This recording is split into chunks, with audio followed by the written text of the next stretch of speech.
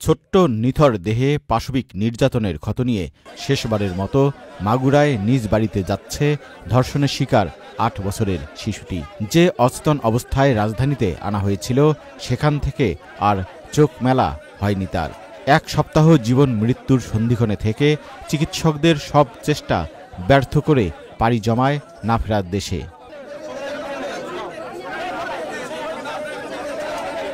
সন্তানকে মুমূর্ষু অবস্থায় ঢাকায় নিয়ে এসেছিলেন মা।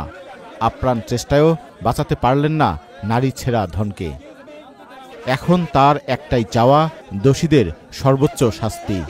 আমার অভিযোগ একটাই, ওর যখন ব্যালেটের কাটিছে, ফাঁসতে মারিছে, ওই রকমের উগারও আমি ফাঁসতে দেখতে চাই। এইটুকু আমার আবদার।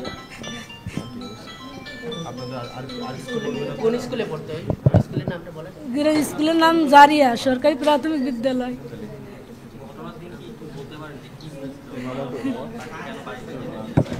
ঘটনার দিন ওর আপার বাড়ি বেড়াতে গেছিল। বেড়াতে গেলে ওর আপারের ধরে মারিছিল বলে তখন আর কি ও কইছিল যে আমি তো কইয়ে দেবো আমার মার কাছে।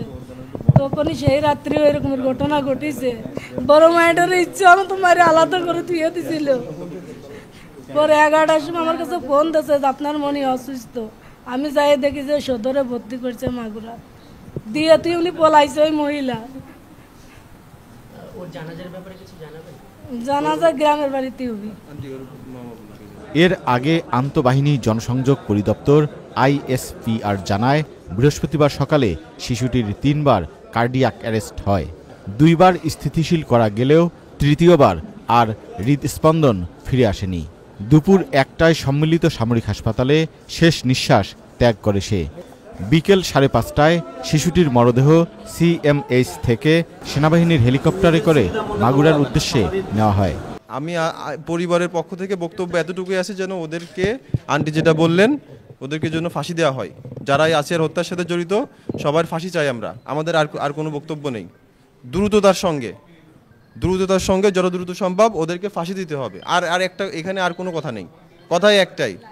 আপনি শুনছেন যে আন্টিও সেম কথাটাই বললেন যে আন্টি এভাবেই দেখতে চায়। আন্টি দেখলেন যে আসিয়া হাসপাতালে আসার পর থেকে এই পর্যন্ত যে কি পরিমাণ, যেমন কালকে তার 4 বার কার্ডিয়াক অ্যারেস্ট হয়েছে, 4 থেকে 5 বার। আজকে সকালে তার 3 বার কার্ডিয়াক অ্যারেস্ট হয়েছে। তার এই কার্ডিয়াক অ্যারেস্টগুলো তো উনি তো ওখানে উপস্থিত ছিলেন। উনি ওনার মেয়ের কষ্টটা এখন একদম চোখের সামনে থেকে দেখছেন। উনি এটা মার পক্ষ থেকে এটা নেওয়া সম্ভব না। তার এটা সুস্থ একটা মেয়েকে সে তার বোনের বাসায় গেছে, সে আজকে সে লাশ হয়ে বাড়িতে ফেরত যাচ্ছে। তো এই যে একটা নিষ্ঠুরতম হত্যাকাণ্ড, নিষ্ঠুরতম ধর্ষণ, এটার সঙ্গে যারা জড়িত ছিল প্রত্যেকেরই শাস্তি হওয়া উচিত এবং এই শাস্তি সর্বোচ্চ শাস্তি। এখনো প্রশাসনিক কোনো চিন্তা ভাবনা আমাদের ডিসিশন জানাই নাই। জানাইলে অবশ্যই আপনাদের জানাবো।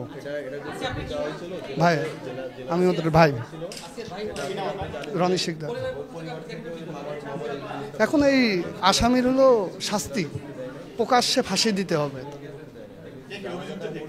4 জন আসামি এখানে দেওয়া হয়েছে। ওই মহিলা আছে যে আসিয়ার হলো বোনের, যে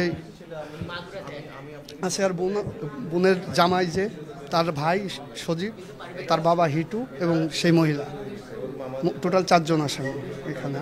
আসামিদের অ্যারেস্ট করছে। না কাজ।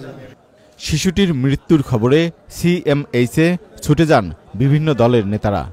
আমাদের বোনকে আমরা যেভাবে হারালাম, এর জন্য যারা দায়ী তাদের সর্বোচ্চ দৃষ্টান্তমূলক যে শাস্তি, মৃত্যুদণ্ড, সেটাকে যে কোনোভাবে, যে 90 দিনের একটা সময় দেওয়া হয়েছে বেঁধে, এটার মধ্যে শেষ করা। আগামী দিনে আর কোন অপরাধী এই ধরনের অপরাধ করার দুঃসাহস না দেখায়। 5ই মার্চ মধ্যরাতে বোনের শ্বশুর বাড়িতে ধর্ষণের শিকার হয় শিশুটি। পরে উন্নত চিকিৎসার জন্য ঢাকা মেডিকেল কলেজ হাসপাতালে আনা হয়। অবস্থার অবনতি হলে তাকে নেওয়া হয় ঢাকার সম্মিলিত সামরিক হাসপাতালে। Shahidullah Raju, channel I, Dhaka.